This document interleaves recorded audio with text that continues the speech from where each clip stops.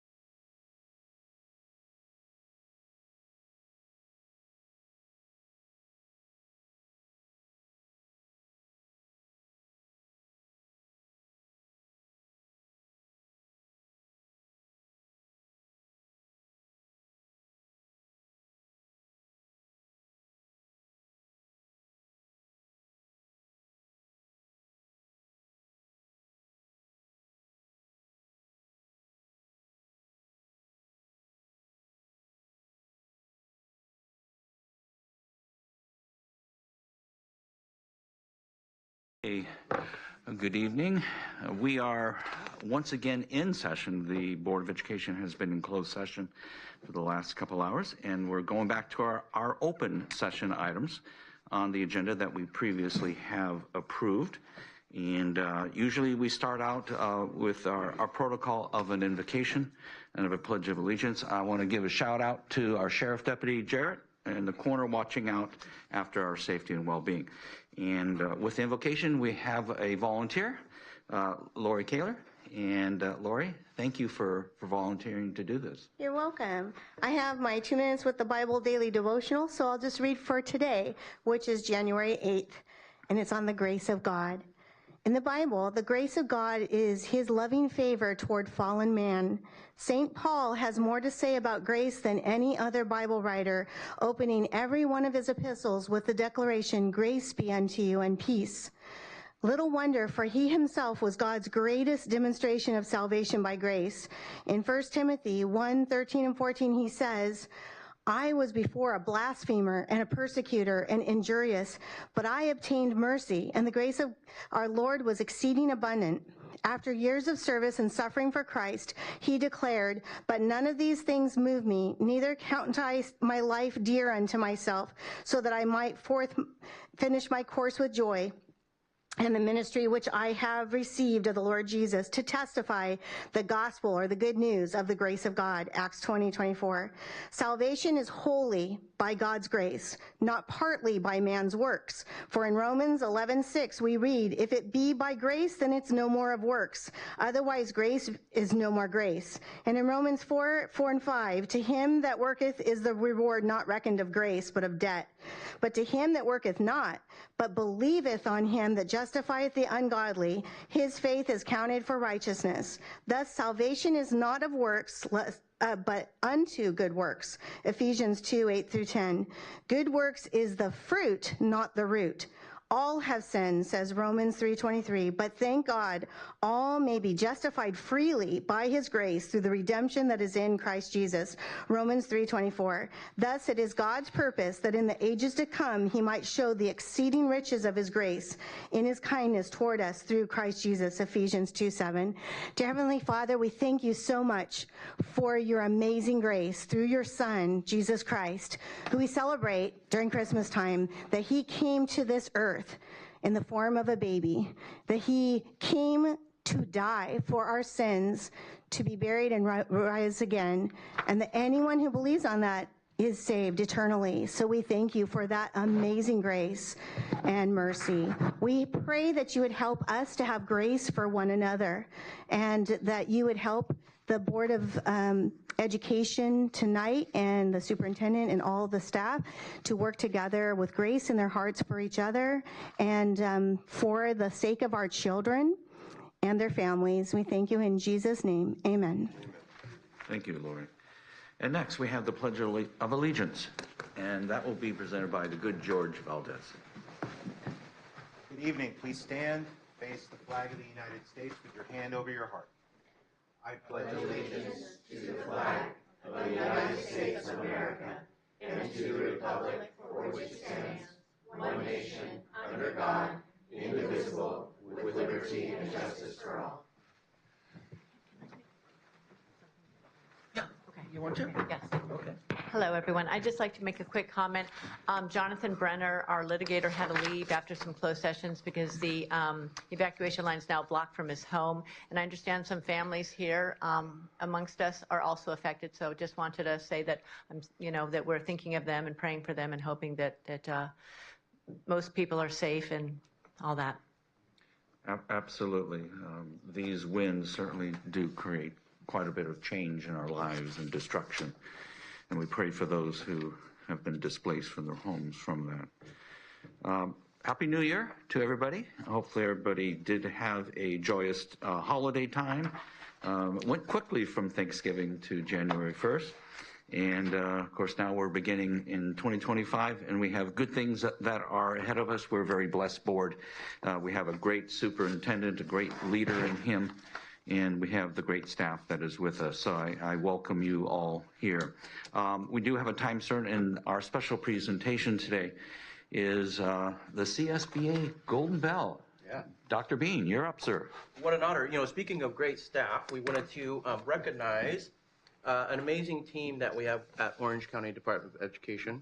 I'm not sure if you are familiar with the California School Board Association Golden Bell Awards, but it's kind of like the Academy Awards for educators. It really is. I mean, they do it up, and it's just amazing the work from our language services team. So we're going to recognize them tonight for receiving the award, and here is the amazing trophy that they brought home to Orange County Department of Education. Very cool. Because of their work. And I don't know, Stacy, who leads the whole unit, if you would like to say anything about how they received this award, that would be great. Yeah, come on up. Yep. Thank you. Good evening, board. I am Superintendent Dr. Bean. This team has started with a really wonderful idea from Natalia Barca. I want to credit her. You've probably seen Natalia, Stephanie, and Jorge in the back of the room. They offer interpretation through the headsets. They often come up here and accompany someone who's presenting. And Natalia, from the very beginning, I worked alongside her when she said, I have a dream to really create this team here at the Orange County Department of Ed that can support all of the different needs, not only here, but beyond in Orange County. So we actually have contracts with many school districts to provide services and help we help with different vendors so that at a moment's notice they can get an interpreter or translator at an IEP meeting, maybe at a meeting if there were a catastrophe like a fire and you needed someone to come out and interpret at a moment's notice in different languages. This is the team that they would call. And so Jorge eventually came on board, Stephanie came on board, so they're a powerhouse. We are missing Angela, who's the administrative support. Really, she helps with all of the logistics, like paperwork and everything for the team. Unfortunately, she wasn't feeling well this afternoon, but she's here in spirit tonight. And then Ranjit Mayadas, who's our administrator who manages the team as well. He's really taking this team to a new level of being recognized beyond Orange County as well. Natalia certainly has a reputation internationally. People come from all over to our conferences. So it was a no-brainer for CSBA, in my opinion, to give us this award. There were over 700 nominations rather. Wow. And we got one. And when the site validator from CSBA came and met with us to hear about what we're doing, and really it's just to make sure that this isn't, fluffy words on an application of a program that doesn't exist. She was blown away by even new things she was learning during that process, that site validation visit with us. So I personally am extremely proud of this team, and I really want to credit Natalia for having that initial brainchild to say, hey, this is something that we could do and make it bigger and better and support a lot of different districts and the students and families that they serve. So thank you, Stacy. So much for impromptu. Hopefully that took care of it. That was perfect. Better said than I could. Sure. So in recognition of this wonderful team, I would hope that the board, we can come down and take a picture, and we have a special little prize, or what do you even call it, award for each of you, and it's pretty cool. So please bring those out and you'll see. Okay. Yeah.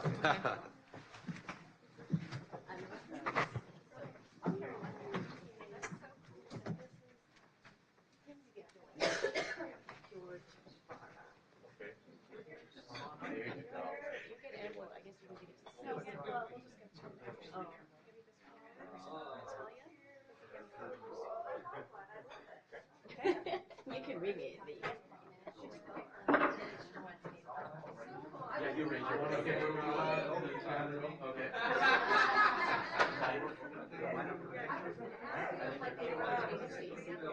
Well, but I just didn't want to do a picture.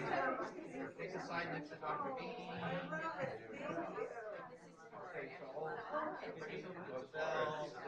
Come up here, staff.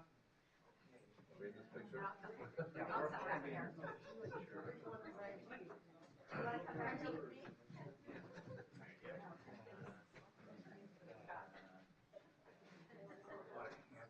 Group here.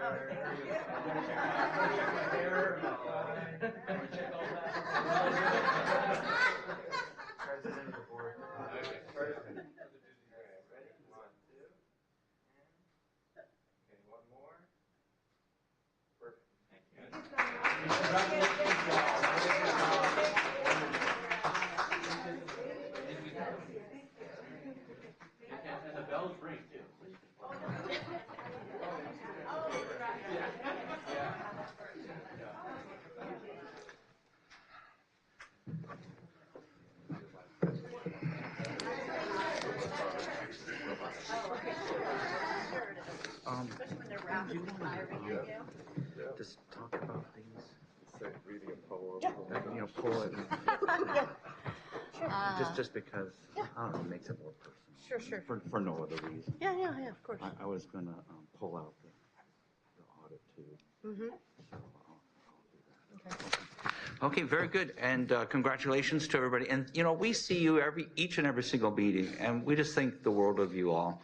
Thank you for doing what you're doing and providing a service for people who really need signing and language interpretation. That's just wonderful that we have that service for our constituents and citizens. Very, very good. Okay, next on the agenda is item or time certain number 2, and that's a receipt of a donation, a small donation, $10,000. Actually, I'm being very sarcastic. That's very generous of Citizens Business Bank, and this will be on behalf of our College and Career Prep Academy. And are they here to give that money? How are we going to handle this? They were unable to. Originally, they were going to come, so. Oh, because we changed the start time. I think it's just after the holidays, so they were unable to attend, but just accept the donation would be great. So, Okay. But, Very good. and we can send them the excerpt and everything, a thank you note. Okay, so on behalf of the board, to the employees and the board of Citizens Bank, thank you very much. And Dr. Bean, would you like to say a few words officially for the record? Say a few words. CCPA is an amazing charter school, and for them to be able to receive this general donation, it's going to help support many of our students there. And so it's just an amazing award. We appreciate it, and we just wanted to say thank you from the bottom of our hearts. Yeah, the CCPA is just one of those little known programs that we have that I think has the potential for soaring higher and doing more and helping more of our community. So thank you, Citizens Bank. Okay, moving on. Introductions. The good Superintendent Associate, Ms. Hendrick? No, we have no introductions today. No introductions. Okay, moving on with the meeting. Public comments. Mary Barkey, do we have any? Yes, we do. Okay. We have Linda Cohn, filed by Heidi Landgraf. Sorry. Oh, Graf. Got it. I just want to begin by saying Happy New Year, and I liked it better when I was speaking up there closer, but hey, I'll take this as well. In the time allotted, I'm going to try to address at least 3 points, maybe a fourth one. Number one, I would request that you please record the county committee board meetings that are being held. I think the more information that we have on what goes on in these meetings, the better. And I'm particularly interested in what's happening in the Orange County Committee on School District Organization, the committee that claims to be elected but is not, and they've caused some real interesting things to happen in the past. I would really like to have access to these meetings, so record all of them, but particularly this one. Item number 2, I want to commend Trustee Valdez about agenda item 12. I think posting the academic performance of our 28 school districts would be a great idea. I hope you don't get too much blowback if you choose to do that, because I think, again, the more information that we have, the better. Item number 3, which dovetails with agenda item 12.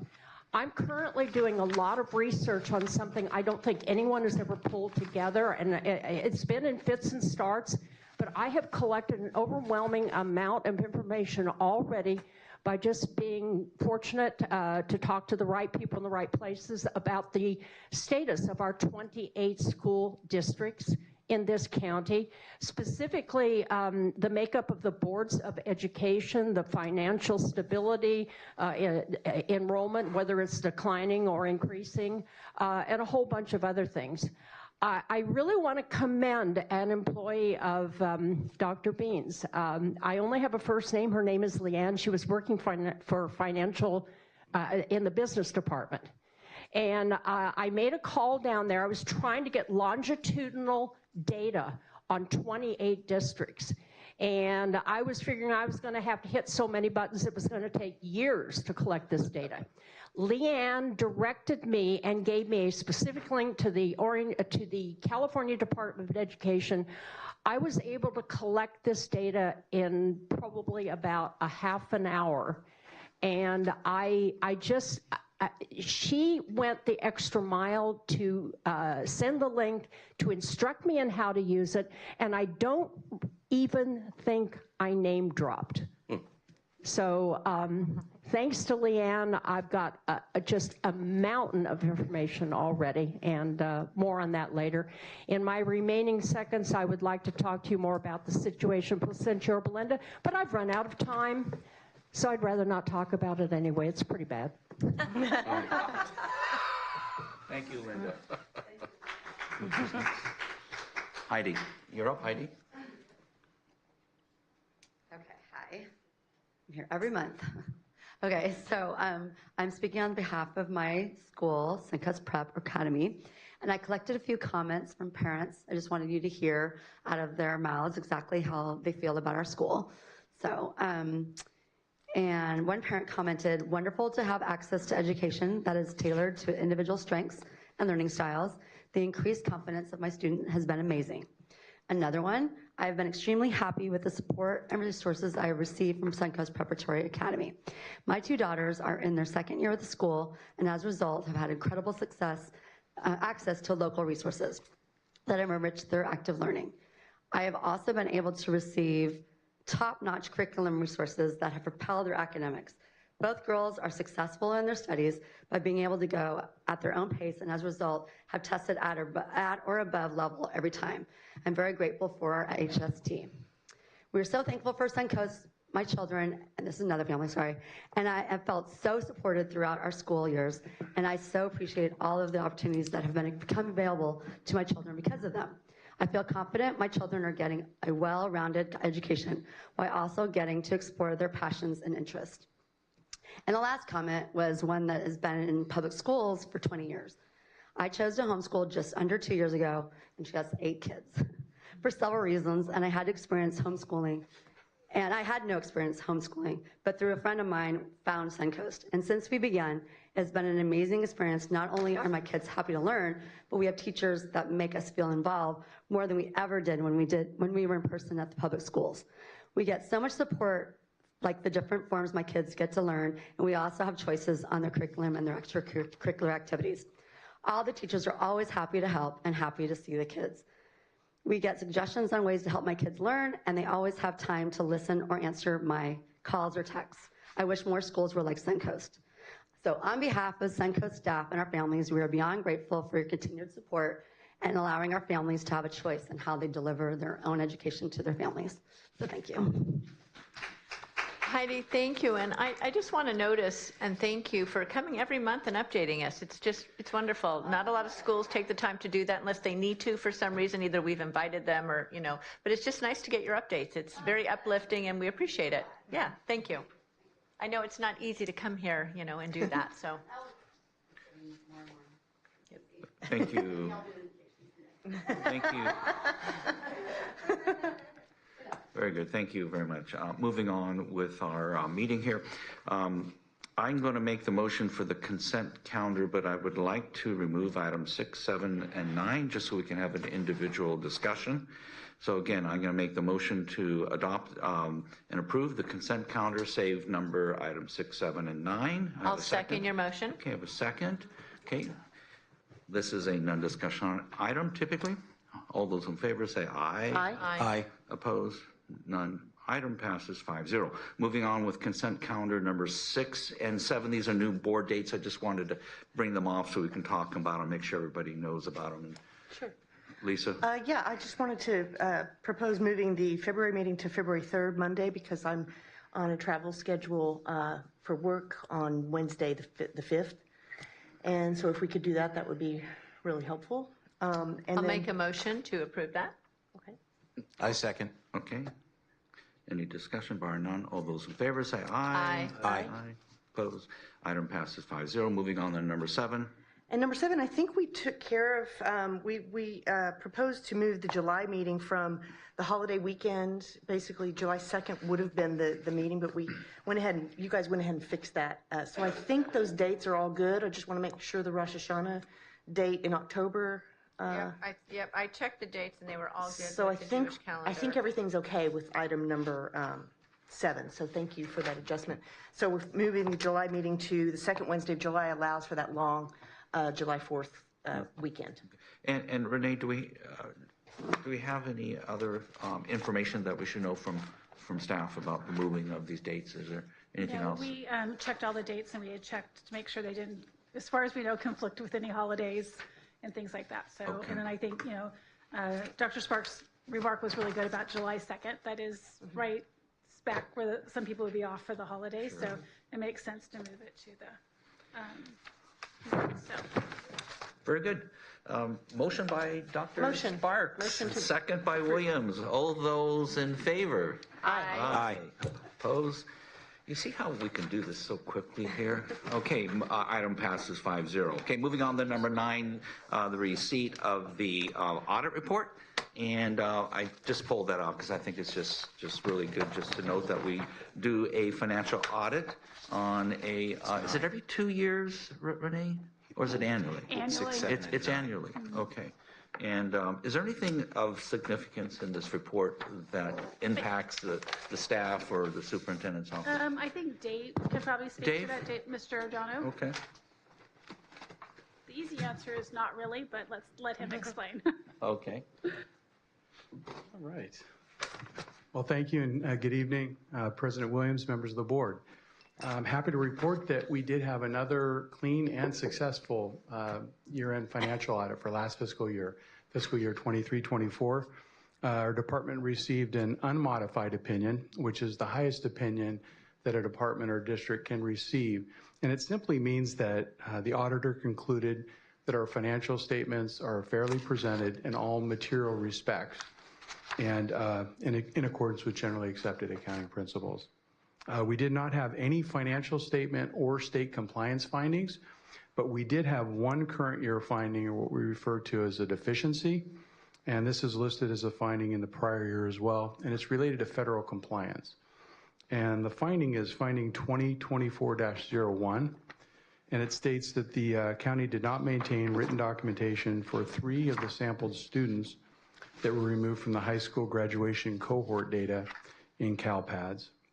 And so in response to this, we always go through and put together a corrective action plan to address the finding. And so our attendance and records team over at our Access program put together a corrective action plan to check for students with any cohort removal codes on a weekly basis and ensure that any required backup documentation is scanned into our student attendance system, which is our area system. Additionally, all staff have been trained on those new procedures. And it's also important to note that when you look at this finding, there's no financial impact to the department for this finding. And so that's just a brief update. So the takeaway is the administrative process of documenting these kids when they leave a program. Is this a deficiency, and now you're going to fix that and repair that? That's exactly it. And so when the students move to another school, whether it be within the county, outside the county, even outside the state, we're required to put in our student attendance system certain documentation. And for the students that they tested, it was missing that documentation. And this is a federal requirement? It is. It's a federal requirement under Title I. And is there a cost to do this federal requirement? You know, we have so many different federal requirements, and so there's definitely time involved in gathering that documentation because staff have to reach out to the parents and try to gather that information, and sometimes it takes time and it takes effort. And where does this data go, and what is done with this data? Yeah, so all the data in this particular case is uploaded to CalPADS, which is a state collection, a database. And then all that information is shared not just with folks here in California, community that want access to that data, but also, of course, is shared with other state agencies and the federal government. What's the practical use of this data? For this particular data set, Is this just data collecting for the sake of data collecting? What is it impacting? Yeah. What's its role? It actually is helping to look at graduation rates. And so they want to see whether the student dropped out or did he move to another school to graduate. The federal government wants to know this. Well, it's part of Title I because these are students that have specific needs, right? So underperforming, they may be underperforming, but it could be low socioeconomic. So they're trying to track to see if the money that goes to support those students is improving their skills. So they're giving money and they're requiring you to track the kids, in essence. Okay. Yes, that's the. And doesn't the state do that too? Yes, So we have these two databases and, it's the same database. They do Same share the database. same database. okay. But they're the ones that do the audit. It's part of the federal piece to do the audit. that's right. Okay, so the feds want the audit so they can know whether we're being compliant with the Title I funds. Yes. Wow, okay. Any other questions? I have a quick question. How long was the audit? The audits, it's 2 key phases. They come out in the spring, and then what they do is they take a look at certain things. They'll go out to our school sites and they'll check attendance. They'll also do some work here. I don't need to know the details. I just want to know how many hours are they here? They're probably here. They're here for about 2 weeks, but they do a lot of work off-site too. So they'll take stuff with them. And you said that the department received the highest rating, which is unmodified? Yeah, it's called an unmodified opinion, which was changed just a few years ago. It used to be called an unqualified opinion, but people didn't understand that term. So I understand that. Okay. I know exactly what that means. What are the other ratings below that then? So really, after that, aside from the unmodified, then you go into more of a modified opinion, and that's where you also have like a going concern. That would be the other one, which is basically there's the concern that you're not going to be able to sustain yourself moving forward financially. So. All right, good job, you guys. Just one last question. What is the cost to do this audit? What's the invoice? What do we pay them? Yeah, it's a good question. I'd have to go back and get you the exact number. I think it's a little over $50,000 a year to have the annual audit done. We are going out and doing an RFP because we're up for a new contract. So we're doing that this year, actually. We're going out again. Okay. Just to test the market, see where we're getting the best price. Any other questions? No? Okay. Barring none, let's move on with the meeting. Oh, did you take it from me? I did not take your agenda. May I have it? You may borrow mine, yes. Thank you. Okay, so then we have, it's just a receive, so there's no vote necessary for that item. Okay, charter submissions. Yes, we do have one charter submission. It was delivered today. And so the binders are in your chambers. So it's Tustin International Charter School. They submitted their petition to Tustin Unified. It was denied on December 19th. Submitted today.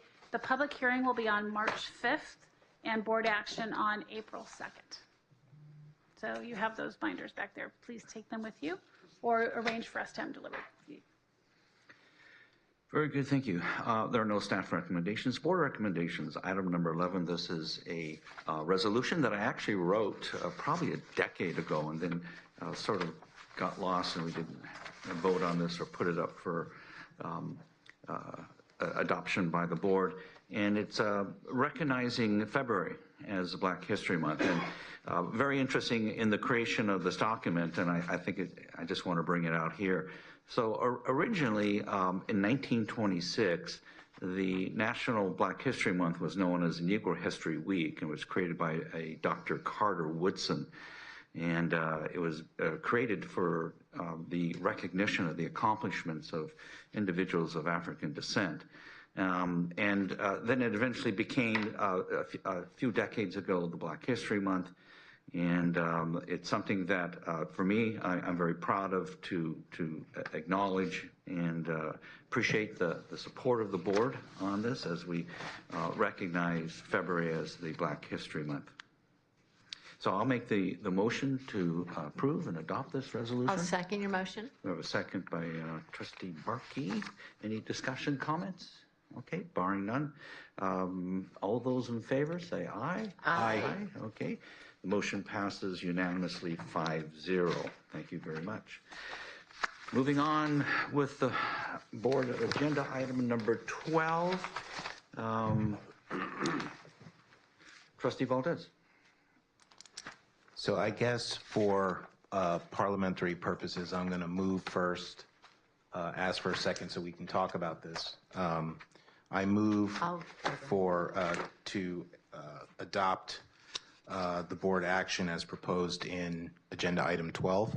I'll second your motion. So to my colleagues, I'm always looking for ways to disseminate information to parents and kids throughout Orange County. While I do recognize there are other websites that have this information, I just think if we put that information up on our website in a simple way, perhaps someone doesn't have to hunt down this type of information because we already have it. It's something that we routinely keep track of. This is just another way for parents and kids to be knowledgeable of what their school district is doing, and I think that's really important. It's all about, for me, as you all know, giving information to parents, allowing them to make the decisions for their kids, and this is all part and parcel of that. So I am asking my distinguished colleagues for a yes vote on agenda item 12 tonight. Also wanted to comment about Ms. Linda's comment earlier as far as the blowback that I might get for proposing something like this. Quite frankly, I really don't care. I spent a lot of money in my campaign. My message was very clear. I am up here for parents and kids. I'm not up here for the educational establishment if they don't like something that I do. So. Okay. Did you want a presentation of your proposed website? That would be great. Yeah, okay. I didn't know if you want to comment first. I was going to ask, is this from the California School Dashboard? The data does come from there, and so we'll show you how it's being displayed in a much easier way. Because to Linda's point, it may have taken one of our employees 2 hours to get her the results, but we want the public, and I do admire the charge, Trustee Valdez, in being transparent, right? So the board, I know, has a reputation to be transparent, and I know that I promise to be transparent as superintendent. So this is on your website. We created it, and we're asking for you guys to give us feedback today. We give a little narrative on navigating the dashboard, and then we give links to actually all 28 districts. So if we want to go to Anaheim, go ahead and click on Anaheim School District. It will take them exactly to the district level and then as well as school levels. Oh, nice. All right, yeah. And so they'll be able to see the overall data right away for that district and all those schools within the district. We thought it was important to highlight and share that even within districts, thank you, yes. Even within districts, we have different demographics within those schools, and so therefore you may have different data. And so we wanted to honor that by just having links to all of our schools there. And if you go back, it's a pretty easy way to navigate. So Linda, next time you won't have to call our offices. You can just click on any of the school districts, Placentia or Yorba Linda, since that's the district you reside in. And there's the overall results. And by the way, on these reports, we want schools to be in blue and green, obviously. If that indicator shows red or orange, then there's opportunities for that particular district and schools to achieve and grow, okay? So that's pretty much it. It comes straight from your website. If you guys approve that tonight, we can publish it, or if you have any other feedback, we'd appreciate it. I have a comment. First off, I really like that you put each individual school. I wasn't even asking for that. Yeah. So, I mean, that's truly fantastic. As far as the little arrows and the green, red, blue, can those be associated with a number? Whatever that number is? That would take very long because the state reports it as color. They actually used to have numbers, and then they just felt that colors was much easier to understand, I guess. And so we cannot change. Yeah, we would not be able to change those to numbers, unfortunately. Okay, then can we put some type of a key that's clearly readable on each page as to what the colors mean? Because when I first looked at it, I couldn't tell if the left side was good or the right side was good. And it looks like bad is really, you know, sort of in reverse because bad is towards the red side. We can put a narrative on this page, the home page, to say exactly Like that. a legend, yeah. So there is a video that does explain. Oh yeah, we didn't play the video, so we could play the video. So that will answer that question. But a little legend would be good, Yeah. just to A quickly. key? Yeah, that'd be great. Yeah. Because people may not watch the video. Yeah. Yeah. That's true. I didn't even know the video was there, frankly. Right. So there you go. Okay, we'll put a little legend. I think that's a great. Okay. Thank you, Trustee Barkey. Questions? Tim? Oh, I don't have any questions. I think it's brilliant. That's great. Yeah. I absolutely love it, and I do love the detail down to the school. That's awesome. Is this the vision that you had, George? It is. And it's even more, it sounds like. It's even more. I just wanted the districts, you know, having each individual school is truly fantastic. Actually, I would make a comment, Dr. Williams. Some of you know I've gone back to school in my ripe old age. I'm doing a master's in public administration degree part-time, and I had a course this last semester on government transparency, and I was using the California School Dashboard as an example of giving people information about, you know, how their government agencies are performing. So I'm just thrilled. I literally wrote about this, so I'm just thrilled that we're kind of helping to amplify the message and get that out there. Oh, I just think this is fantastic. Yeah, good work to your team. Yeah, wonderful. Okay, so I want to know, George, how did you get this idea? This is marvelous. This is incredible. I literally, in the middle of the night, think of stuff. Okay. Truly. Okay. And Dr. Bean, to the staff who did this, our hats are off. Yeah, This is remarkable. You know, this is a part of Ian Hannigan's team, our communication team. We brainstorm it, but this is really his brainchild. So big kudos to Ian Hannigan. Absolutely. Yeah. Ian did a great job. Okay, so we have a motion and a second. We've had a thorough discussion, barring no further comments. All those in favor of Aye. this, say aye. Aye, okay. Opposed? Item passes 5-0. Unanimous. Okay. So moving on to our information items. Boy, we are moving quite fast today. This is probably going to be a record. And we started late. And we started late, yes. Okay, communication discussion. Dr. Bean, 531 update on the CTE. Yes, as I promised last meeting, each of our board meetings, I would like to give updates on our staff's progression through the 531. The 531 strategic plan becomes pretty much our roadmap into serving all of our students in Orange County.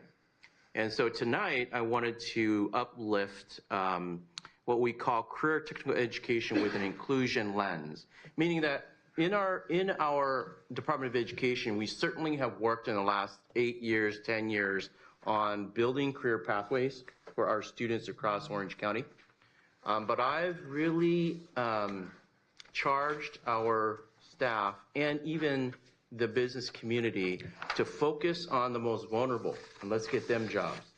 As I've said, I don't know if I've shared this data, but over 250%, the unemployment rate for the most vulnerable are over 250% higher than the rest of us, and that's unacceptable.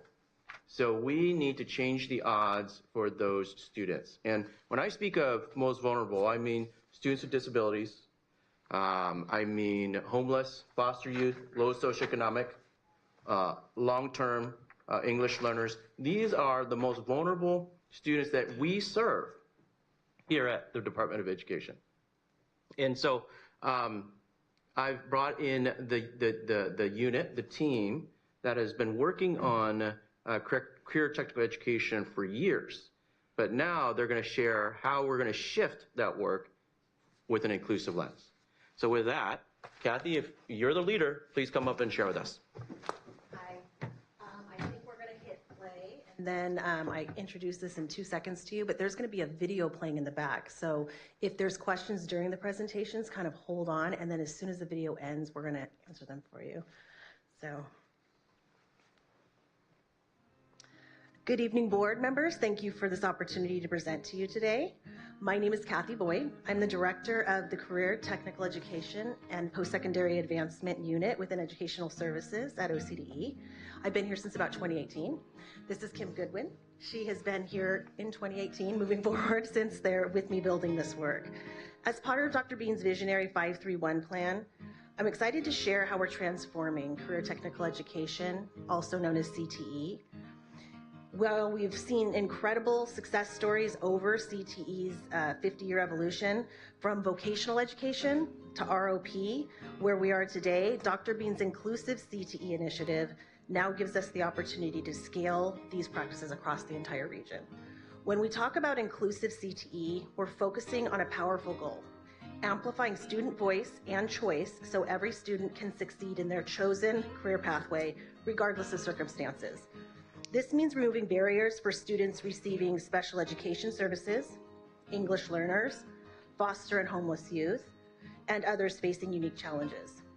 It's about empowering each student to make informed decisions about their future as they discover their talents, whether that leads to college, career, or both. As we open today, we want to share our vision of what's truly possible when we match student strengths with career opportunities. Consider one of our students with autism, who recently discovered his perfect fit in our information and communication technology pathway. His natural gifts for precise problem solving and attention to detail made him excel in coding and network systems. He's now mentoring other students preparing for an industry certification. This exemplifies our core belief. In CTE, we don't focus on limitations. We unlock possibilities, matching student strengths with industry needs. I'd like to share a story to show how inclusive CTE matters. At Segerstrom High School, a sophomore named Sophia was struggling in geometry, finding math classes particularly challenging due to visual impairments. But something remarkable happened when her teacher, Mr. Rhodes, collaborated with CT engineering teacher, Mr. Woods, and his students to create tactile shapes and specialized learning materials. The engineering students designed custom tools with Braille labels, carefully refining them based on Sophia's feedback to ensure they were easily readable. This allowed her to follow along independently during lessons, transforming her entire experience with mathematics. As Sophia put it herself, I discovered that I kind of enjoyed it and I wasn't too bad at it. This is more than just a story about accommodations. It's about how CTE programs can foster innovation and empathy. The engineering students gained real-world experience solving complex problems while creating tools that made geometry accessible and enjoyable for their peer. Sophia went from having low expectations for the class to feeling empowered and independent in her learning. This is the kind of student-driven innovation and cross-program collaboration, exactly what we envision for the future of our inclusive CTE. So through OC Pathways Golden Bell Award recipient in 2021, we've built a strong consortium across Orange County consisting of all 28 school districts, all 10 community colleges, and a myriad of four-year universities and industry partners. These partnerships have enabled us to create 58 unique 4-, 6-, and 10-year plans that help guide students from middle school through high school, post-secondary, into actually jobs and careers. So I want to share a transformation I've witnessed that puts things into perspective. You'll find a handout in front of you, hopefully in your folders, and it'll give you some of the data points in case you missed them on the screen. Orange County serves over 437,000 students from TK through 12th grade. In grades 7 through 12, where career education becomes its most critical, we have about 217,000 students.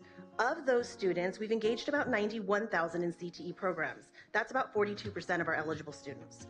What I see most clearly in these numbers, though, is the tremendous opportunity we have ahead of us. 12 years ago, when we launched OC Pathways, one of our engineering programs was a single classroom with limited equipment and served only a small segment of our students. Today, it's a thriving program that shows us what's possible. While we are proud that 46% of our students are receiving special education services are enrolled in CTE programs, this also means we have the opportunity to reach about 54% more of our students. Similarly, we're currently engaging about 37% of our English language learners, 39% of our homeless and foster youth, and 49% of other vulnerable student populations. So imagine the impact when we can ensure that every student has genuine access to engage in these powerful CTE experiences, not just the opportunity, but truly the ability to participate and succeed. Last month, I was able to see the transformative power of CTE firsthand in what we refer to as a spider lab, our modern take on the traditional engineering and manufacturing classroom. Students from different programs and backgrounds work side by side on cutting edge projects, creating unexpected collaborations and friendships. At one station, students used 3D printers to prototype assistive devices for their peers with physical challenges. A perfect example of how CTE develops both technical expertise and real-world skills. Across the room, another team operated professional-grade digital printers, creating banners celebrating student achievements and athletic victories, their work having immediate impact on their school community. What struck me the most was when the teacher pulled me aside and she said, "You see the student over there leading the 3D printing team. That student 6 months ago did not think STEM was for her. And today, she is applying to colleges, specifically engineering programs." Stories like this aren't just heartwarming. They show us exactly what's possible when we make CTE truly accessible to all students.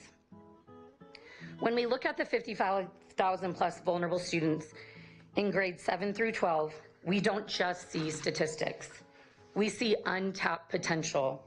Each percentage point we grow represents real students discovering new possibilities.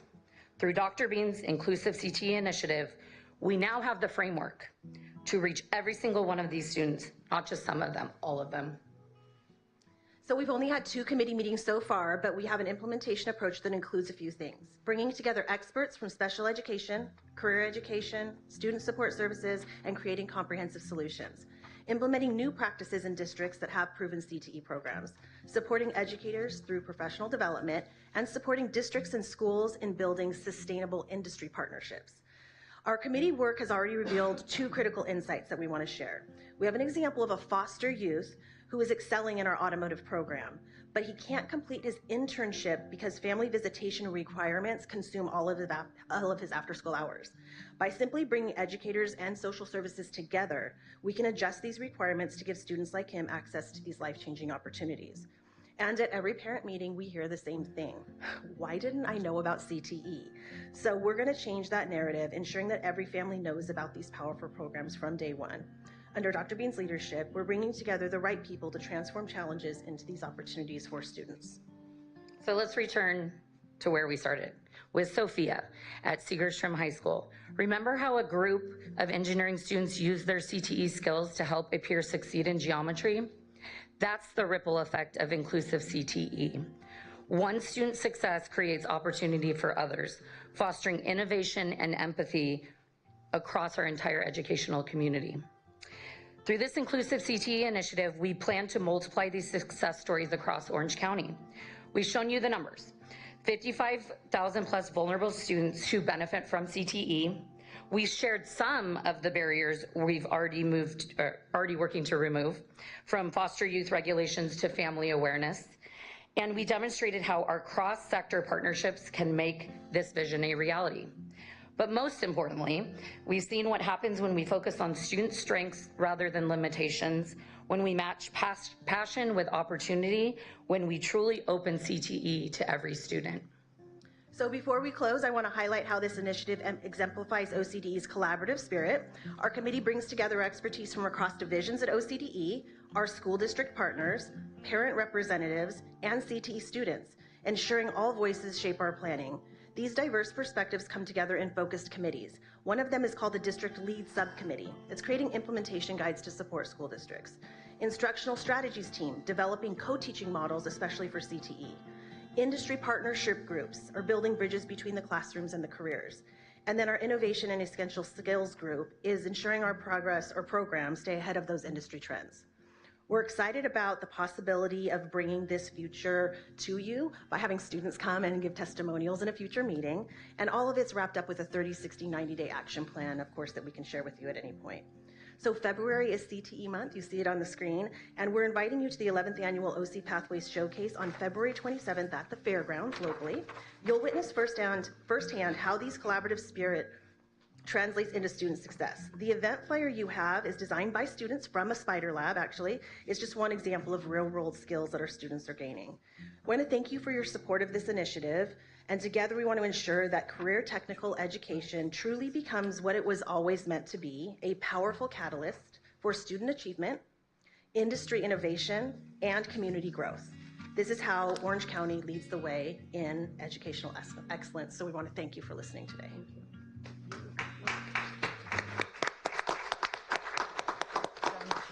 Dr. Bean, that's a wow response that I think we're seeing. And thank you so much for what you have done and put into this program. I'm absolutely moved. You know, what used to be known as the Carl Perkins Act funds, and it's still there, but it's morphed and transformed and evolved into the CTE product. And I think I shared with you before, my vision is I want to create a pathway for medical assistants and the LVN program, and you know, building upon what's already done at the JC level, in our high school programs, yes, in our charter school program here. So that's something, you know, long term. It's not going to be done overnight, but I'd like to begin sometime later on, maybe in the spring, the summer, so we can get going on that. Because there's a great need for these young kids to go into medical assisting, get them started. I'm just looking at what you have here as far as the course requirements. This will get them into RN schools when they reach college, so they get started on this pathway. And we need lots and lots more of these young people going into these career pathways. You're speaking our language, yes. Yeah. And you can require that by the end of this year, because we already do have high school students doing like what's that, candy striping? Remember those words? But they're doing that, even high school students in hospitals and things like that, and getting these industry certifications. So we can absolutely meet whatever requirement, possibly by the end of this year, if we're not doing it already. Okay, so now you turned me on. Please. Sounds like a new agenda item. Yeah, new agenda. What? Sounds like a new agenda item. Yes. We'll answer that call. Seriously, we appreciate your engagement. Oh, wonderful. And we so appreciate what you're doing. Thank you. Thank you so much. Wonderful presentation. Board comments? If I might, I just wanted to pass along a comment I heard a long time ago. Your presentation was lovely. I just have had this, it triggered this memory of a comment where I talked to some parents of special needs, young people, and they felt great support for their child until they got to become an adult, and it was like being dropped off a cliff. And I agree, and I acknowledge. There's like no next step there, and you people seem like the right people to help us brainstorm and think of that. So I just wanted to share that kind. It's not a criticism. No, what you're doing here is great. Reality. Thank you. That is a problem. But. So it really looks like you're helping districts disseminate this information. How large is your team? We're very lucky. We have a big team. So Kim is one of our team is both post-secondary advancement and career technical education, and it's about almost 30. Well, it's 30. 30 people. Mm-hmm. Wow. Yeah, we are the biggest in the state as far as providing response to this kind of stuff, really aligning education with workforce development. So you're training districts, you're helping them in disseminating this information inside of their districts. Yeah, about 6 years ago, we were able to find secure funding that we were able to help every district have something called a career counseling coordinator, which is somebody at the district office that's leading the efforts for each of the districts and the school sites. And then we've been engaged with a number of charter schools as well. So that's been going on for about 10 years. There have been some pretty good streamlined funding coming on that. But now there's a big push for those 55,000. Yes. Most vulnerable. With this So initiative. wherever we go, that's what we talk about. That's 55,000. Changing the odds for them. I love it. Thank you. Yeah, this seems like you guys have such an amazing model that could be scaled to our other 57 counties. We agree. Right? That's the next step. And then nationwide, but let's There you go. start here, right? Yes. Same page. Yeah, awesome. Yeah. I prophesize a golden bell. Yes. Another one. Another one. Yes. 21. Another one. Right? Yes. For this initiative. Yes. That's awesome. Very, Thank you, very Kathy. impressive. Thank you for very your much. time Thank and you for your sharing. time. Great work. Appreciate it. Very good. Moving on to announcements. Dr. Bean, any announcements? Yeah, just a few announcements. So just like that, we'll showcase different parts of the 531 each board meeting. Give me some updates on our big audacious goal around access. Annalee and I have gone to probably, 7 different what we call vision engagement meetings where we're with staff talking about what could access look like in 2030. So we're calling that Access 2030. So we're creating and vision casting a plan so that in 5 years from now, we get out of a time machine, we're gonna look at access and see how amazing this program will become in the next 5 years. That's Access 2030. You'll hear more about that. And then I wanted to give you an update on ethnic studies. We're near the end in terms of the drafting of it. You're going to get in February updates in terms of what our community partners have shared and also get a preview of the curriculum itself. So that will be ready for us in February. Okay? Wow. Yeah, our staff works quick and very thorough. And then the last piece that you should know is that I'm in the final rounds of Associate Superintendent search. This week, I will be doing the final interviews with 2 potential candidates. And then I should have a decision made next week. And then hopefully within a couple weeks after that, we will start our new Associate Superintendent of Services. And then we will have finalized our reorg structure for the most part, so that will be the roadmap in how we do this work together. Okay? So those are the updates. And then I believe, Renee, you're going to give updates about my fiduciary responsibility in terms of fiscal oversight. Yes, so based on some questions we've received from some board members about an article that was in the paper regarding one of the districts, I realized that except for Dr. Williams, none of you have been here during financial downturns. And so this is something we've been through many times. And so Dean West's going to come up and talk to you about the process of AB 1200. And so one of the things I'm not sure if it's fortunate or unfortunate, but whatever school district has a large financial issue in the state, they give us new legislation to tell us how to help those districts. And so this is under Dean's area where he's working with all of the districts on the oversight. It is one of the major roles for Dr. Bean and our office is the physical responsibility of the school district. So Dean's put together a great presentation for you to kind of just show you the process that we go through, and a lot of it is required in statute also. So Dean, I'm going to turn over to you. Sure. Thanks a lot, Renee. Ray has helped out on some of this too. Dr. Bean is our lead member of our team on the fiscal oversight. His time is often more limited in nature of time commitment, but significant at the most important level. So he comes in when things are most difficult, when the communication has to be clear, and usually it's superintendent to superintendent in that element. My responsibilities, I'm in the business services department. Thank you for having President Williams and board members. I appreciate it. And Dr. Bean, I appreciate giving me the chance to do this. The reason I want to highlight this, and you'll see this in the presentation, is we've been keying in on this December through March period as one of the most key periods of time. And there's many reasons for that, right? You have a lot of distraction related to up until through December, elections and other types of things. And you have significant period in December through March with certificated note and classified notices, and timing and unwound. So we're going to go talk a little bit about that. But the main responsibility is to certify for each district the financial status for that budget period and 2 subsequent years. You know that because you see those reports. It's the same at the school district level.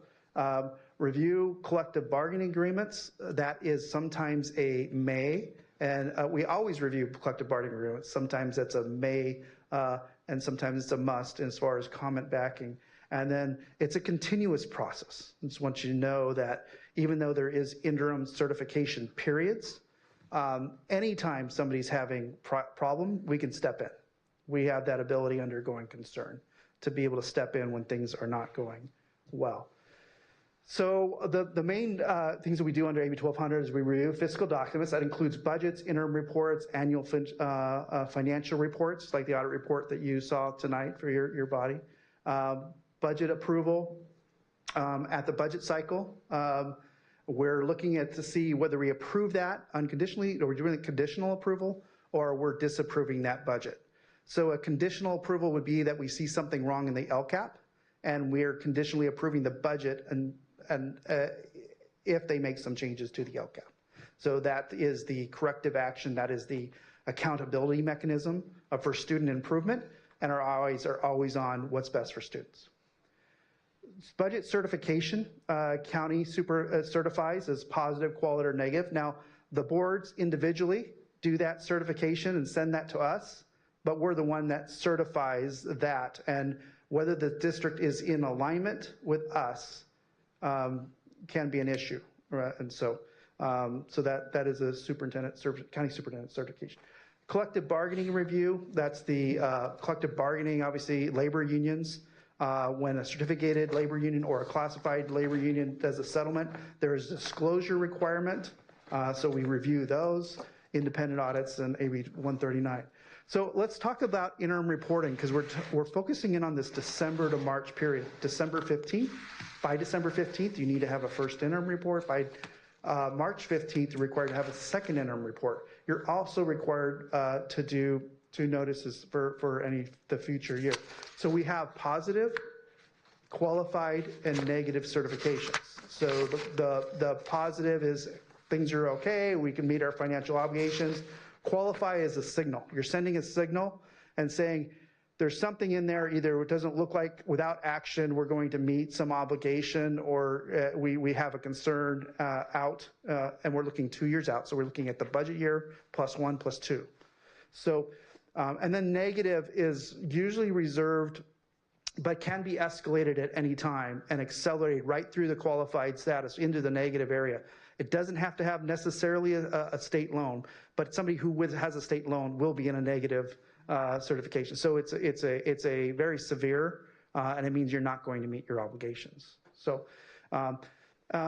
we also have the notes for collective bargaining here. So under the qualified opinion or certification, we can assign a fiscal expert. We can do a study and ask somebody to come do a study regarding some area if they're having problems with their notice process, the seniority process. Maybe we need to get an expert in there. But it always involves collaboration, and we always provide guidance. So collectively, we provide guidance. We usually do that around our work with other county offices so that we're in alignment. And so what one other county is saying is not necessarily, they don't go, hey, well, so-and-so said this and so-and-so said that. We try to align. And that was originally established by this county office of education and our work with other counties to say, let's get on the same page. And so we have really been aligned and committed to that, doing the guidance when it goes out. We have a vetting process, and it involves not only vetting through our county office chief business officials, but also we have reviews from state agencies, FCMAT, and eventually we produce that report, and that comes out of the business unit to support the California County Superintendents. And then we take that and we make that personal. So when our districts receive that, it's a personal from what we're giving as guidance, but that alignment has been already set. If something in those actions we previously had, if we asked them for a list of correction, what are they going to reduce in their budget, and we want that by a certain date. If they don't provide that to us, or if there is some resistance, we've always said 90% of our work at the county office is always, in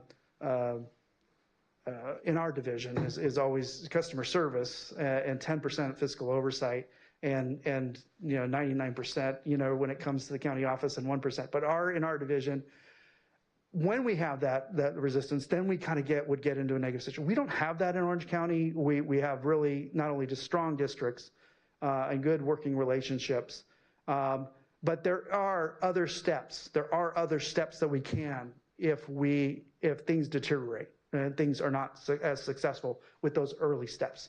And so that would be in a negative certification situation. And those were up there. I don't know that since we don't use those tools, I don't think there's a reason to go over them that much.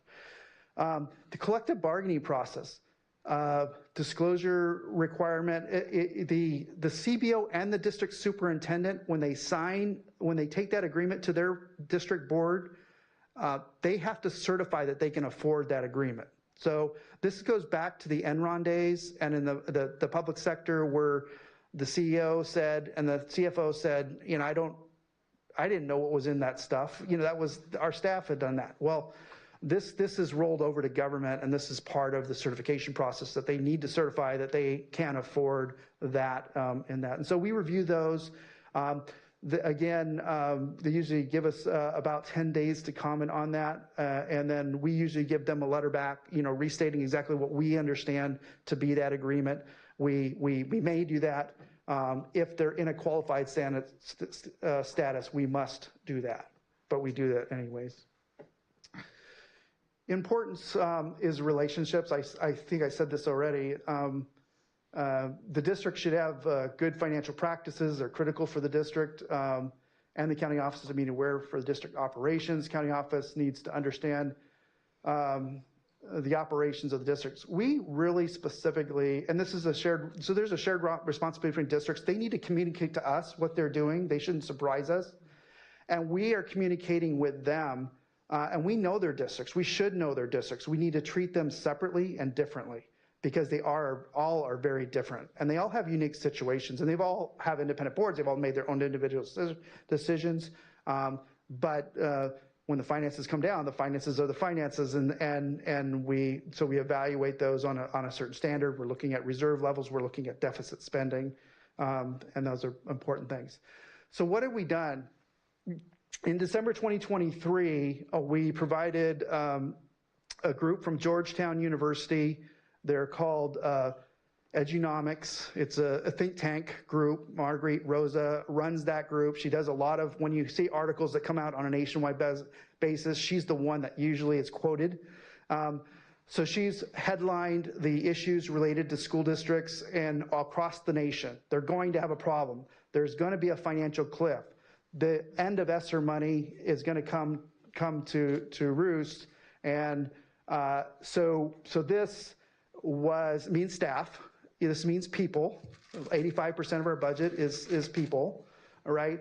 Now, ESSER money could have been spent on a lot of different things. So a lot of different districts did a lot of different things, and a lot of districts had different types of funding. So this was we did this in December 2023. We did it in response to chief business officials in our county requesting and saying, you know what, a lot of our colleagues haven't gone through a recessionary period or a negative type period. We have the most money that we've ever received as government school district agencies in our careers, and eventually that's going to dry up. Are we prepared for this? And so this training was provided as a preparation for them. It had messaging about how to talk about that. It had strategies for identifying types of programs. How do you wedge your one program versus another program? How do you engage the community on that? So so they had a lot of those issues, just recognizing that we're all in this together. This is going to be a piece. Now, for California, it was more likely, in my opinion, that we would be delayed from the rest of the nation in this. And the reason why is because California had given out one-time dollars, and I think that those priorities were in excess of maybe what had been given in other states. And so we still have Learning Recovery Emergency Block Grants, which I say is pandemic relief funding, but in reality, there was a six-year window, I think, on that ability to spend. So depending on whether a district took that money and said, let's just spend that right away, or said, let's spend it after we get done with the federal money, it could delay what their district response might be. And then some would have gotten, it's an equity-based formula, so some would have gotten a lot more, some would have gotten less. And so we'll see that the hump is not, the hump, meaning the revenue stream, is not the same for everything. So this is what she pointed out, and that these are the four shocks that the districts throughout the country. One is that ESSER money was ending, and the last spending deadline was September 2024. So we just passed that deadline. Enrollment declines, everybody's kind of seeing enrollment declines. We're seeing it in this county. The last decade, we've had the more brutal declining enrollment. Our county actually came off the list for the most brutal declines, when you look at the counties throughout the state for this next decade projection. But we've definitely got the hit, and that means lower revenues. The inflation, labor scarcity, new hiring, and these are the last two items. Economic, we can't never really know what that economic is going to look like, right? The market just keeps roaring, and we have this AI innovation, and state revenues, they got the deficits, the money's not there, and then we support education. So there's some legislative, there's some political issues there, there's some economic issues there, and so we're not in the area of predicting those. We let the economists do that, and so some comments come out in here related to that the economy at some point is not going to be this roaring thing it's been for a decade, right? This is, I thought you might be interested in on this discussion, is pandemic relief funding. So as you look at this chart, and let me tell you how to read it, on the left one, this is all K-12 districts in Orange County. So it's all the money that's been received, probably about $2.3 billion. And you can see that the lighter color is the federal money, and the darker on top is the state one-time money. Federal money, this is the revenue, so you recognize it on your reports a little bit differently than you do the state money. The federal money, you usually earn it when you spend it. So you'll notice it's kind of more even. It's spent over 3 major years, almost 3-4 years, almost evenly. The state money is different. You book that revenue when you receive it, and then you have an ending balance, and then you spend that at your discretion when you need that money or prioritize that money. So you'll notice the spikes on state money. The first one early on in the pandemic, when we had back to in-person instruction, was the mandate. We were already back, but that was the funding that came to get districts back.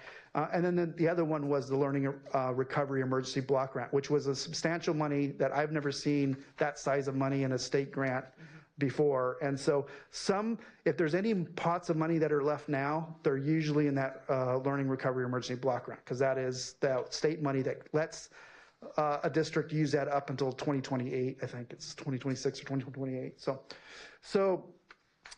that's the revenue that came in. It just kind of shows you a little bit the difference between the federal and the state stimulus, but it's sizable amounts of money.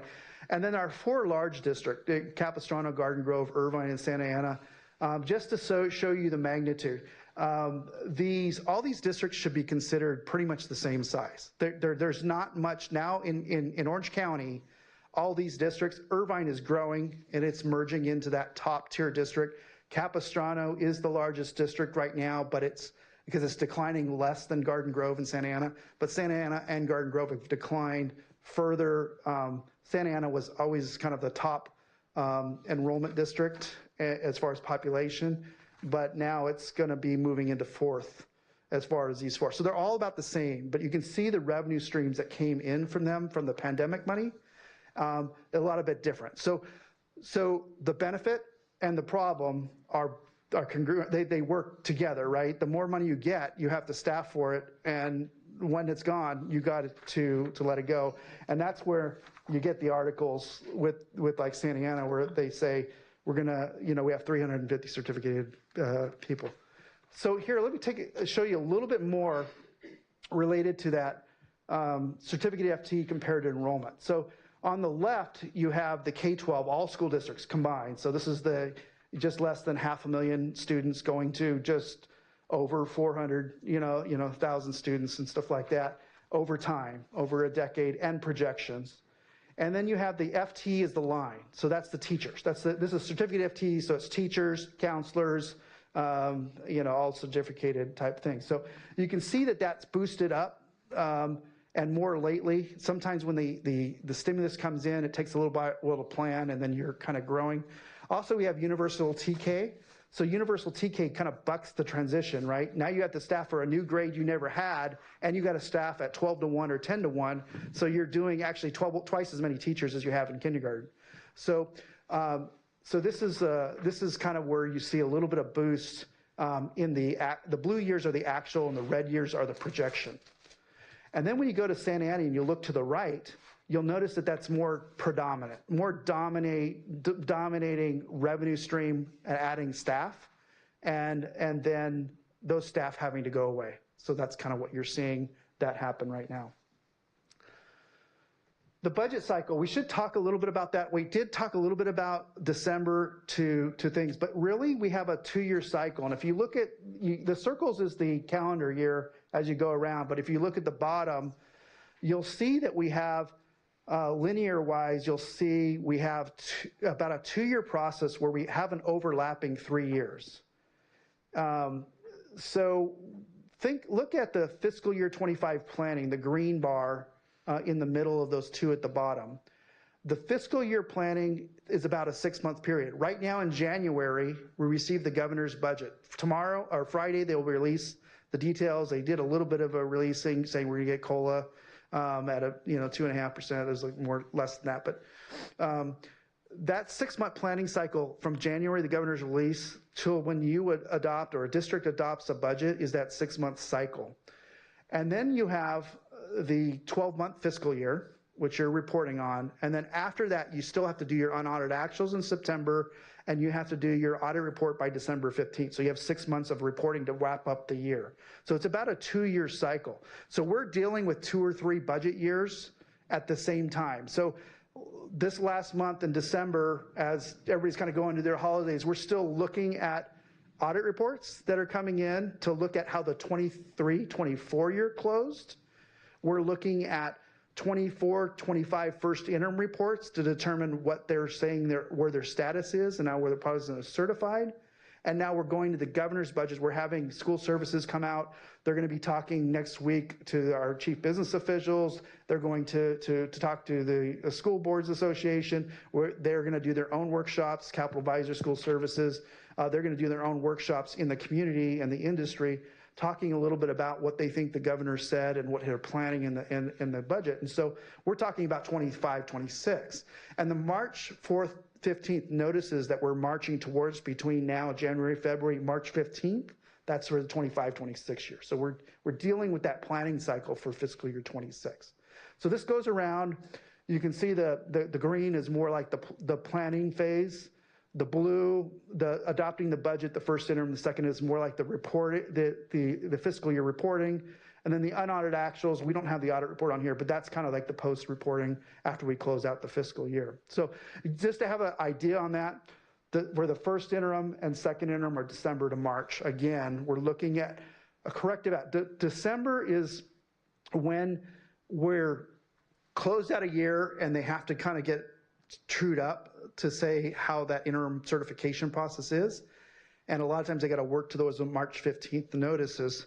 So that's when the second interim comes. And so every district has in that December 15th and March 15th, when you'll see a lot here in January where people were making statements and defining out what their plan is so that they can have that wrapped up in January and February, so that those notices now go out when they can be confident about the seniority they have and who they're giving the notice to. One of the things that you'll see in this cycle that we didn't see a decade ago in those cycles is those cycles over-noticed and it hurt the industry. We got less teachers wanting to teach in public education in those situations. Eventually, we grew into it. We created all these different programs for training teachers and doing all that kind of. We built that up. There's going to be a large resistance out there not wanting to overnotice.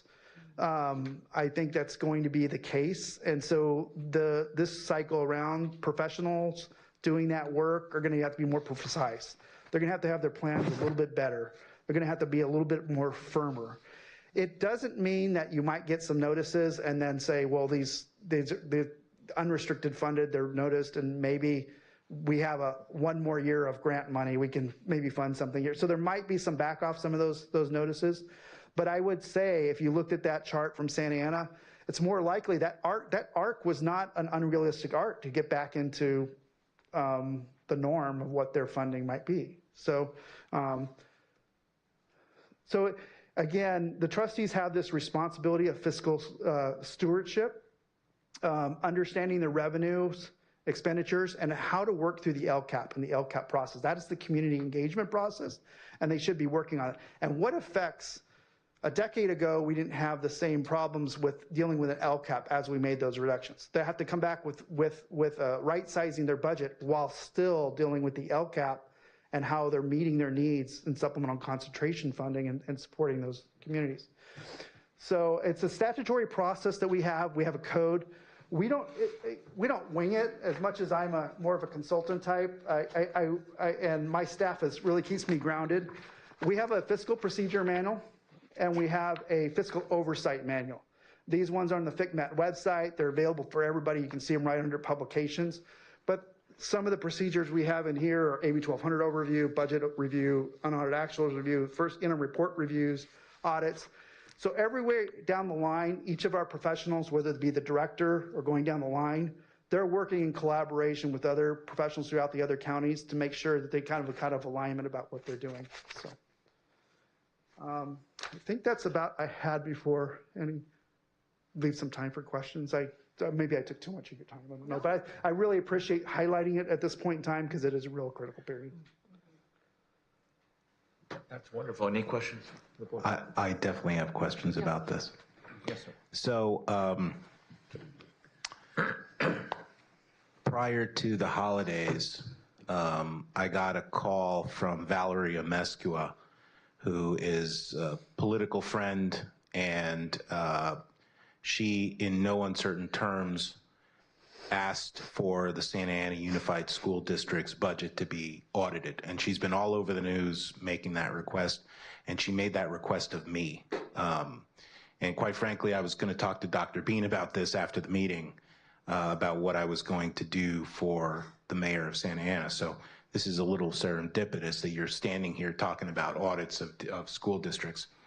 I guess first question is, when you audit a school district, you give it some type of a rating? What's the rating system that you give them? I don't audit a school district. We certify a district. Certify? Yeah, certify, yeah. An audit is independent audit you received that from an independent auditor.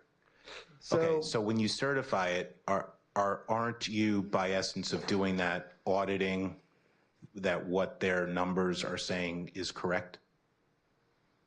Yeah, we validate revenues, expenditure streams. We look at the reserve levels. There's a lot of work that's done in and around that, yes. And then you give it some type of a rating? Yes. What's the rating system that you use? Positive, qualified, and negative. Positive, qualified, negative. All right. And you're going to do that for Santa Ana Unified? Yes, we will. Between now and March 15th? Is that what I'm gathering? We'll do it, we have 30 days from the date that they submit it to us, from December 15th and from March 15th. We have 30 days to do that work. So they submitted a budget on December 15th? Yes. So we have to finish our certification process by January 15th? That's correct. Okay. Is your report certification, is that open to the public? Yes. Okay, then I'm going to make a request. And we send that letter to the board president and the superintendent, and we can get you a copy of that. Okay, and I can in turn send that to the mayor of Santa Ana, correct? Yes, you can. Okay. Public document. And that's going to be your grade of the Santa Ana Unified School District? Yes. Okay. At some, Clarify real quick, though. The district also does that, right? So they're saying that they're positive, just like when we submit the budget to you, we say it's positive qualified. Their office is going to certify that what they said is correct. right. That makes Okay. sense, right? Yeah, I get it. Okay. At some point in your presentation, it sounded like you also make recommendations. I heard you say that. Is that actually what you said? The mayor's in reference to. Well, okay, so what's out in the news and what the mayor is very up in arms about is that when she left the Santa Ana School Board, she was claiming, she was saying publicly that there was a reserve of like $400 million and now they're like $200 in the red. And she wants to know how that happened. I don't want to quote her on the numbers, but I think those are the numbers she said. All right. The point being, do you provide any type of recommendation or explanation of how they got there? No, there's no need for me to do that, I think, because their fiscal reporting is clear on what their obligations are, and their communication would be to their board and to their administration for responding to those requests. So they can clearly answer those questions. Yes, they did have $400 million in ending balance a couple of years ago. Last year they had $350 million in ending balance. So and now they're in the red. Now their unrestricted balance is needing to be right-sized in order for their staffing level not to draw them negative over a longer period of time. So what we work with districts, and if you give me a little leeway to explain that, is we always emphasize the earlier action, the better. So, and some reductions aren't going to take, right? We evaluate the credibility of their plan, right? So when they're coming to us, we want to make sure that they're starting from the right number. What actions are they taking in order to make those reductions? Did they give the notices? We want to follow up through the process. If somebody is in a qualified status, we may assign a fiscal expert to make sure that they're there to follow up on all those things, so that we don't get overstaffed, overburdened, and overwhelmed by that type of thing. When you assign a fiscal expert, that's at the expense of the county? There's different situations. There's one is usually, yes, I have funds in order to do that at my discretion. County superintendent's discretion, that would definitely be something that would go through Dr. Bean. But I think there is reimbursement on that sometimes at the state level through FICMAT if it's in a qualified status, and then there are times where the district would be responsible for that as well. So it's not a clear answer, but if there was a situation was clear, yes, we could clarify. So if you guys come to the conclusion that Santa Ana Unified is in a qualified status, you have the authority to engage a fiscal expert to do what over their budget?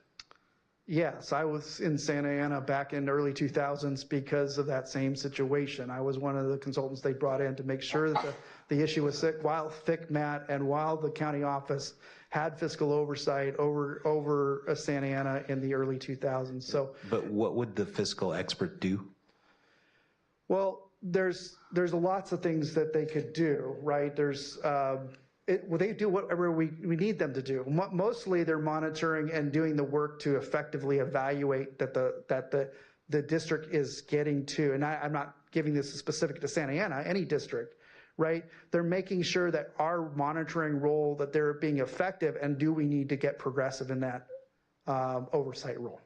So that's mainly, and then also these are generally experienced consultants. So they've run. Dean, you're kind of using, accounting vernacular. Yeah, well, I'm not a lawyer. I'm an accountant. So that's what you're going to get with me. What does the fiscal expert do? The fiscal expert is there to keep communication open with us. Okay. And evaluate the plans that the district has in order that are corrective actions in order to get them in a good fiscal health situation. Okay. So that person would evaluate how good their plan is and whether it's going to cause the reduction, the balancing that needs to occur. Okay. So I would like a copy of that January 15th report, whatever we issue back to them. And you're telling me that I can offer that. I can offer that to the mayor, and I'll probably call you about whatever other actions we're going to take depending on what that report says. And apologies, but I like to, understand, what you're saying, and I appreciate that you've spent, probably a lifetime doing accountant work, and that's. So, for example, I think what might be going on is the fiscal people are going in there and they're trying to figure out to what extent they might become in a situation like Santa Ana, where they have to give a lot of notices by March 15, and how many they might need to, or where else what are other buckets where they might be able to cut, but maybe that's since 80%, or I can't remember the number, but majority of the expenses are the certificated salaries, that's what they're trying to, that's their main thing that they're trying to figure out, right? And I don't want anybody to go away from the impression, although somebody's made an accusation and you were following up on that, I don't want to give any indication that Santa Ana has not filed a positive certification or has plans in order to maintain positive status. That's the whole work that we do with them, is order to try to keep them in a strong situation and take actions early. We want to be supportive. We want your support in all that fiscal response activity. We don't want to be heavy-handed in an unnecessary manner if there is not an issue, if they're dealing with their stuff. So for what I'm understanding is, and then you're trying to figure that out for all the other 27 districts to figure out where are they going to be in trouble in terms of needing to give X number of notices by March 15. Right. So just expect to hear more. Right. I think districts want to hear that your shared communication on that we expect, that districts are going to right size. That's our fiscal responsibility. The county superintendent takes that role. I know the county superintendent, since coming in office, has assured me and has met every challenge that we have said that we're going to take on that element of office. We have good communication. And so we want to make sure that that communication just continues, and we're going to be in the forefront of that.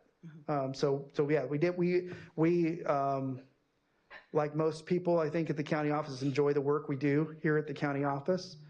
We try to build good relationships. We try to make sure they're collaborative, but our role in fiscal oversight is not the customer service role. 90% of the time, maybe it is. But this is coming to a different period where we've gone through a decade good times. Now, if AI keeps growing us and they keep, tax rolls keep moving and things keep moving up and those things, then staffing levels, there'll be new programs and they can staff to those new programs. There's been a lot of challenges to staff to, whether we're serving 2 meals at a school today and we got more things, we do more transportation, we do, universal transitional kindergarten, we do expanded learning opportunities. All these are growth programs. The state has decided those programs that we're going to do versus giving the stat in the LCFF where we should decide, or locally they should decide what those to do.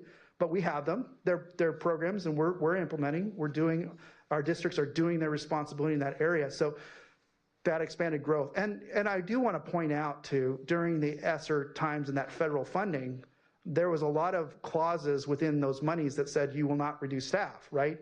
There was times when that money was given for the specific purpose that people didn't get laid off.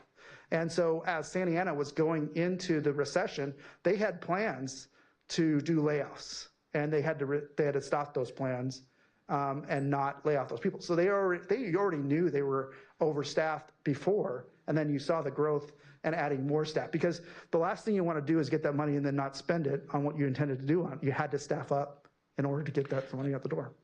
Thank you for the presentation. Thank you for the opportunity to ask those questions. Dean, like I said, when that report gets issued, please email that to me. If I could just add, George, I think one of the things, you've seen it in our budget where we've talked about, we've had these large balances because we will be spending them over the time.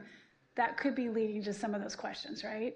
When he showed you those very high balances and high revenue in the last few years, those revenues have all dried up. And so I think it's harder for people who don't do this every day to see that, you know, we've talked about this. This board has been very proactive in saying we have to kind of make sure we know what our balances are. You know, Santa Ana is a very large district and they have large dollars. And so I think from an outsider, sometimes they're like, well, where'd all that money go? It's like, well, we told you it was going to come from this balance and go down like that. So I'm not saying that's the case with Santa Ana, but that it does look shocking if you don't know what the details are. Can I ask a quick question, Doctor? I was curious what you said about reviewing collective bargaining agreements. So should you review a district's collective bargaining agreement and, I mean, maybe they couldn't afford the raises they just gave away. I mean, what do you do then? What do you say that, or what is your review of a collective bargaining agreement accomplish, or what's the result? Well, I told the CBOs a couple meetings ago. I shared with them the fact, you know, our out years show we're going to get maybe 2.5%, maybe 3%. That's 6% over the next couple of years. We're declining enrollment, and that's wiping out 5.5% of that 6%, which means you're only going to get 0.5% new money over the next 3 years, 2 through 3 years. So what justification, if you're already in a deficit spending pattern, what justification do you have for that collective bargaining agreement, right? So we are, yes, we're addressing that issue. There has been large settlements due to, obviously we know all the cost of living went up, right? And we got substantial cost of living increases. Those wound up in the laborer's hands in order for employees to be able to absorb that extra cost of living within their salary.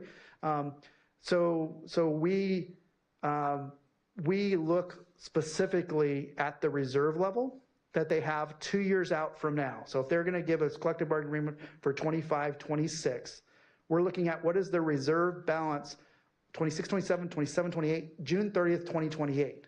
What is their projection of their ending balance by that point in time? And we're looking at their deficit spending pattern. Are you increasing a deficit spending pattern, or are you a district that's in a surplus situation and you have those funds? And all the different districts are different. Again, they're all in a different situation depending on their prudence or whether they've already aggressively spent a larger portion of that on meeting needs of students. Again, meeting needs of students, but they need to pull back. We want them to appropriately cut back to 97% if they, you know, and make sure that's a quality program at 97%, keep that strong, and just make the reduction of whatever they might need to be made. Governments tend to have very stable revenue streams for the most part. This year is one of those unique years of a decade that really is going to be especially different. Very good. Any other questions? I just want to make a comment. I think this is such an important set of discussions and Q&A back and forth, but especially your presentation, for the public to have some sort of understanding of those buckets of money that come down from the state and the Fed that have to be spent down. It's hard to understand that if you're not in the education world, because it's very unique to our world. So I think this is really a very important discussion. Thank you. Sure. Yeah, I appreciate your time and all the details. Thank you. Very good. Renee, any other reports? I do. Actually, we have some good news for you if you'd like to hear that. Yeah. If we can have Mr. Giordano come up and talk about, give you a little update on Rancho and a couple of other projects.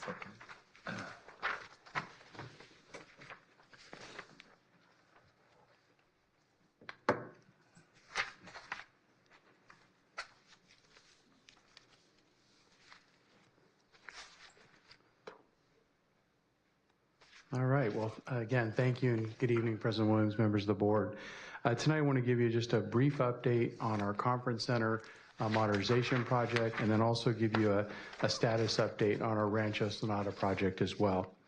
As you know, we've recently completed some upgrades on Buildings A and Buildings B here at our Calmus location, and this past month, we began modernization of our conference center that's located out in Building D as well. And of course, this building's definitely need a refresh after many, many years of good use of that building. So here's a look at the agenda for tonight. Again, just want to provide a brief update on the conference center modernization. and then give you a status update on the Rancho Sonata project as well.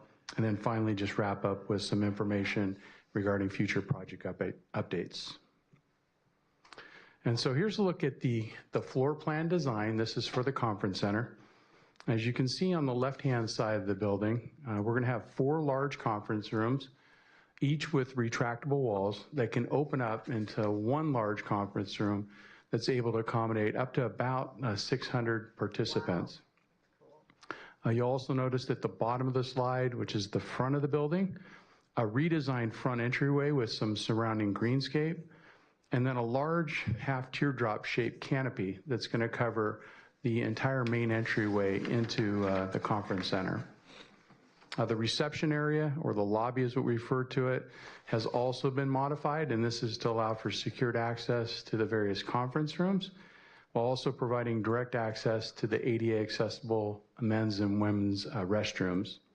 The reception area will also be equipped with a large screen TV located right above the reception desk, which will highlight all the different workshops and classes that are being offering on any given day. And then in addition to the 4 large classrooms that are located on the left-hand side of the building, we're gonna have 3 smaller conference rooms located on the right, each with retractable walls. And then we're also gonna have that small break room area on the far right as well. On the left-hand side exterior of the building, you can see that we'll be installing a shade structure that's gonna provide an outdoor seating area. And this outdoor seating area will be surrounded also by some greenscape. So you'll no longer have to look, when you're out in that outdoor area, look directly into the parking lot. And so that'll be a nice feature as well. The good news is that the contractor has already begun these improvements, and they're expected to be completed by June of 2025.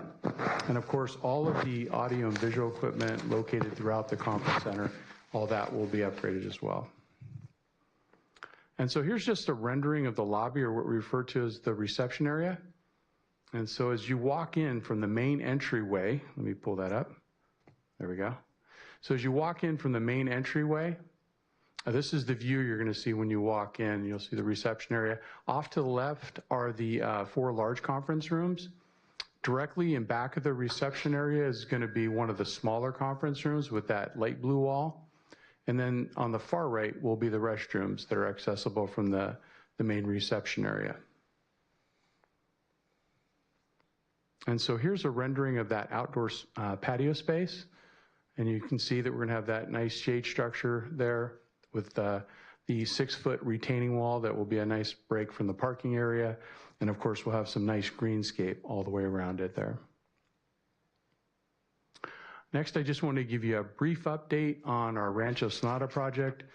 And then, and so this past month, our staff made it was a really difficult decision and moved in a different direction by hiring a new architect to oversee completion of the Rancho Sonata project. And the new firm, TBP Architecture, they have already met with our ITO program staff, as well as our project team on 2 different occasions. This was all before the winter break period, to learn more about the different requirements for the ITO program and also learn more about their teaching methodologies. They've also already conducted 2 site visits over at Rancho Sonata, and plans are underway for the architect to meet with each of the different regulatory agencies that provide oversight over this project, including the Department of State Architect, DSA, the California Department of Conservation Geological Survey, CGS, the Orange County Fire Authority, the OCFA, and then also County Parks, who owns a portion of land located at the project site entryway. The firm's also scheduled to meet with our California Environmental Quality Act, or CEQA consultant, and they've already completed all the required biological studies. And so they'll be finalizing some of that work, and they're currently awaiting approval of the schematic designs. The designs are needed in order to finalize the required CEQA studies and then complete the draft environmental impact report. And then the architect plans to finalize the schematic designs by the end of this month, so the end of January. And this is just a look at some of the next steps on the project. So after the schematic design phase is completed, the architect's going to prepare a more detailed project cost estimate. And this estimate will be used to determine whether or not we need to make any project scope reductions to be able to stay within the project budget. After this work's completed, we'll have tentative project timelines for the different phases of the project, including design development, development of the construction documents, DSA submittal, as well as the bid phase. And we'll share all those timelines with the board. And then based on the feedback we received from the county, this is regarding jurisdiction over the project. There's still a question as to whether or not the county has any jurisdiction over these project improvements. And so, as we shared back in September, normally school districts can be exempted from these local regulations, but it would require approval of a Board of Education resolution documenting that exemption. And so after architects had the opportunity to meet with the county regarding those jurisdictional requirements, our staff will provide some additional information to the board regarding any potential exemption. And of course, our staff plans to provide additional updates, in particular to this project, Rancho Sonato, in the coming months. And that's really the end of the presentation, so I want to open up to any questions the board may have. Question. So obviously, if there is any exemptions needed, we will. Yes. More than happy to entertain it, pass and assist in the process. As far as our architectural firm, what is the thought about how this is going to look like? Is it going to be consistent with an outdoors type feel and look, or is it going to be a modern structure that stands out as not being consistent with an outdoor environment? No, it's a great question, and that's really where what the architect's working on right now with the ITO program team, their staff, and our project team, is coming up with the design that fits in with the environment. And so they're looking at materials, design materials that will blend in and be more natural, so it looks like it fits in with the environment itself. But we expect to have those schematic designs, and what we'd like to do is show you sort of what that looks like and even talk about some of the materials that they plan to use. I know for me, I kind of envision this looking almost like a camp, like it did before the fires that burned it down, a very rural, rustic appearance. Something like that you might see at Tom Sawyer's Island at Disneyland, kind of this outdoor type of feel and look, and something that kids will want to go and adventure and explore. Definitely. There's definitely going to be components that look like that. There's going to be some really nice features, though, with the amphitheater there. There'll be a nice pavilion for the students, a covered pavilion for them to eat under, when they're on their breaks up there.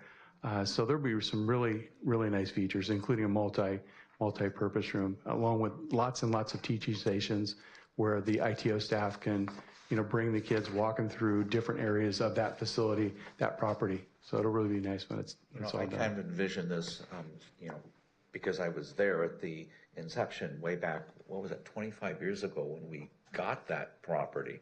It was granted to us, and there was a special trust fund, and that's still in effect, is that correct? Yeah. And when we lost it to the fires, that was just a significant loss to the soul of the community, all the loss of those animals. So in rebuilding this, it could be kind of like the Phoenix coming up, and now we have this beautiful facility that Orange County citizens would be proud of. Yeah. And not a cheap looking thing. I know it may cost a little bit more, but something that looks really aesthetically nice and blends in with the outdoors appearance.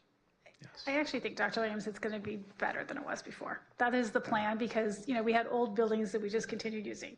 Right. That had like one restroom that was very functional. Right. But I think we also took the board's input when you talked about it being available to the community. Mm-hmm. And so that is part of the plan, is that it would be, hopefully be able to use for community purposes also on the weekends.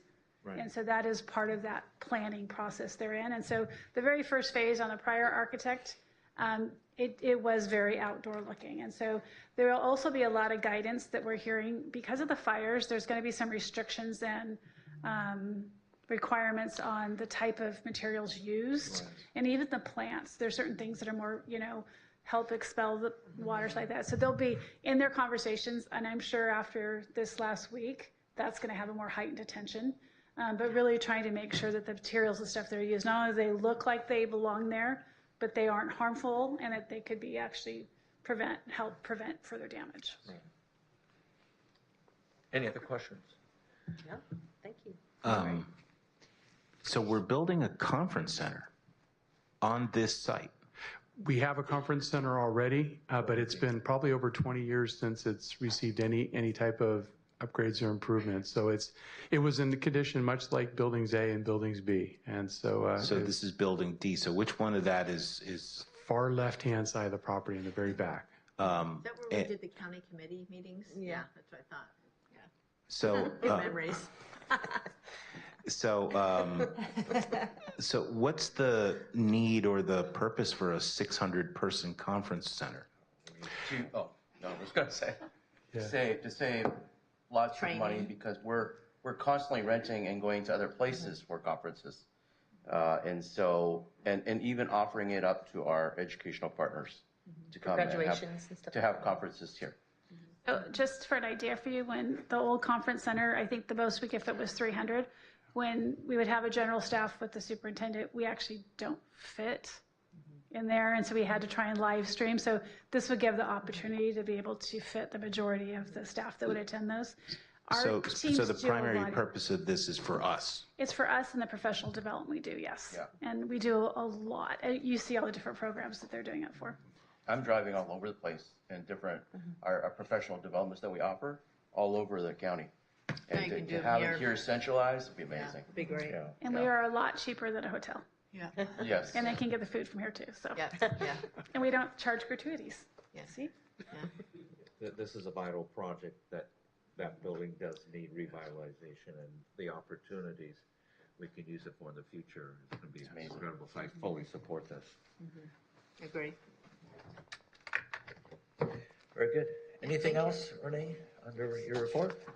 The very easy stuff, the next board meeting, I just lost my page here, is going to be on Monday, February 3rd.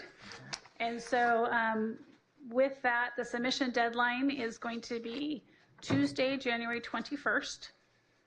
The board packet we have delivered on Wednesday, the 29th. And so that's only a few weeks away, if you believe it or not. The office is closed on Monday, January 20th for Martin Luther King Day. And then that's all I had in my updates. Okay. Moving on with the meeting, we're going to wrap it up here. There's no legislative updates as everything is just getting started. Committee report for the state legislature. Tim and Mary, you're still going to be on that committee, and you'll be updating the board on what's going on. You're going to be meeting with Bob Sheehy. Okay, very good. And the federal legislation, I know we've had this in the past. I think you were on that committee, Lisa. Is there a thought that we still continue with that? Is there interest in following that? In doing what now? No, with Mr. Church. Do you remember? Oh.